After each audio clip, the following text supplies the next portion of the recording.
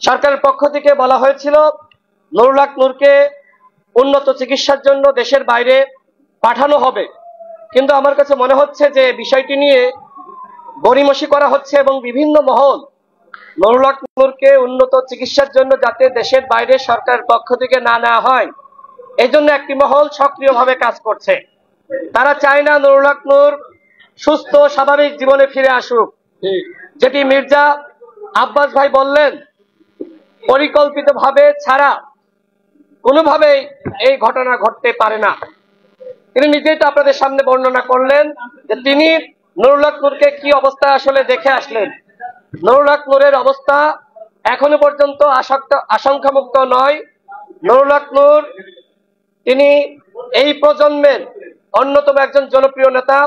জুলাই গণঅভ্যুত্থানে তার ভূমিকা আপনারা সকলে জানেন। নুরুল হক নূরকে দিয়ে শুরু হয়েছে, এরপরে অন্যান্য যারা আগ্রাসন বিরোধী নেতা, যারা জুলাই গণঅভ্যুত্থানের নেতা, একে একে তাদেরকে এইভাবে মেরে আইসিইউতে পাঠানো হবে।